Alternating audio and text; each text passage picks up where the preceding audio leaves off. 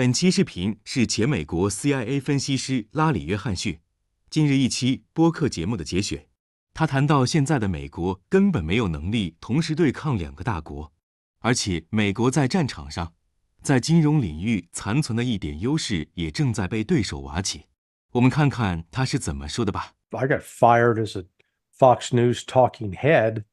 Not fired per se, but they stopped putting me on air back in 2002 because I went on air and said that the United States then was contemplating going into Iraq. And I said we couldn't fight a two-front war. We're already involved with Afghanistan. We're going to go into Iraq. Well, look how small those conflicts are compared to fighting China and fighting Russia. Are you kidding me? The U.S. Army's, we've talked about this before, under less than 500,000 men in active duty strength. The Navy ships, they're vulnerable to hypersonic missiles, which the Chinese have. So how exactly are we going to, quote, fight Chinese? Oh, I know. We'll use our F-35s. Yeah, they just, a new one was being sent out to California the other day, took off from Albuquerque Air Force Base, blew up, crashed on takeoff. Hey, that's only $110 million down the toilet right there. This is crazy talk, but it's also, it ignores what the United States has previously promised China. Now we're trying to claim that it's not and that we're going to fight the China. We don't have the ability to fight the Chinese. We don't have the industrial base to fight the Chinese. We don't have the manpower to fight the Chinese. We don't have the Navy to fight the Chinese. I mean, we are seriously deluded. We keep looking in the mirror and, say, oh, mirror, mirror on the wall, who's the fairest of them all? I am, I'm fabulous, that kind of thing. And we're not. It's just, yeah, we've got a lot of expensive gear and yeah, our troops can look really cool and some ninja gear. But if it comes down to an actual, fight where people are dying and, you're going to lose ships, you're going to lose planes, do you have the ability to replace those? No. The United States does not have the ability to replace what it loses. It takes what, 5 years, 6 years to build an aircraft carrier? Hell, during World War II, they were building those things like in every 3 months, 3 to 6 months, you could turn out an aircraft carrier during World War II. Now, that's more than 4 years, I think. So this kind of madness by politicians like McCall, just crazy talk. But it does have what it does do is the Russians hear it, the Chinese hear it, and they go, those Americans are crazy. So let's get ready to fight them. We're going to get ready to fight them. And the difference between them and the United States is they have the industrial capability to replace what they lose. The West keeps hoping that China is going to launch a military strike on Taiwan. I don't think they will. They don't need to. All they have to do is wait. They can blockade Taiwan and, compel its surrender if they want. But I think they're also sort of waiting to see what's going to happen politically in the United States. If they got to deal with Biden for another 4 years, I don't see how he survives 4 years, but that's another point. Then they recognize that there's definitely going to be conflict.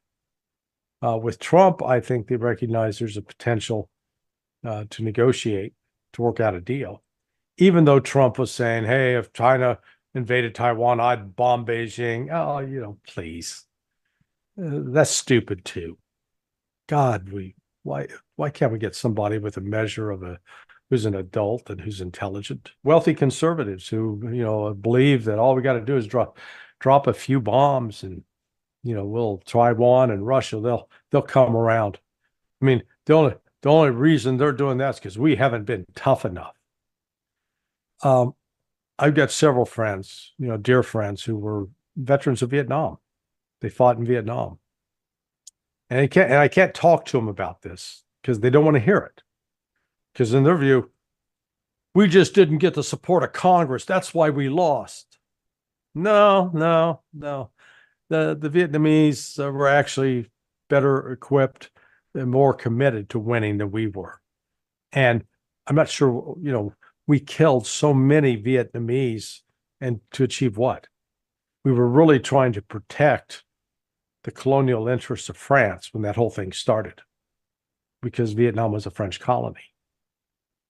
And that was why there were so many great French restaurants in Saigon back in the day, now Ho Chi Minh City. So this notion that the Americans have that, oh, we could have done X, Y, and Z if only we would have put in enough troops, if only we would have blown up more stuff, if only. It's the if only excuse. And, no, there's actual, let's step back and look at it objectively. We do not have the ability to engage in a modern war and sustain it in terms of the logistics to keep it supplied to continue to operate. We're going to run short. And we just got to come to grips with that and stop taking, going to war as our first option. That's the thing that's so disturbing now about America. It's either sanctions or war. So much for negotiations. We're going to use the Philippines as a proxy, just like we used Ukraine as a proxy to try to provoke China, and then let the Filipinos die, and as we try to attack and weaken China, using the Filipinos as a wedge. That's it. That's what's going on. Same playbook. People keep talking about China wanting to crush this, China wanting to crush that. They're going to invade. Show me the history of China as an invading imperial force. And I'm not talking the last 200 years. I'm talking the last 1,000 years.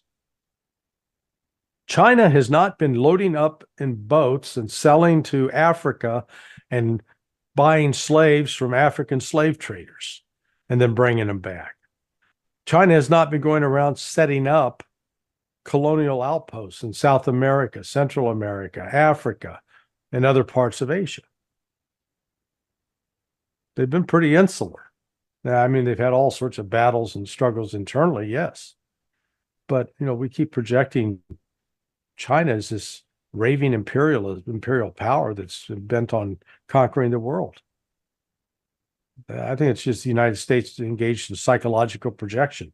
We're the only ones keen on conquering the world and being in charge. As long as the Chinese are stupid enough to lend us money, okay, because that's what's going on.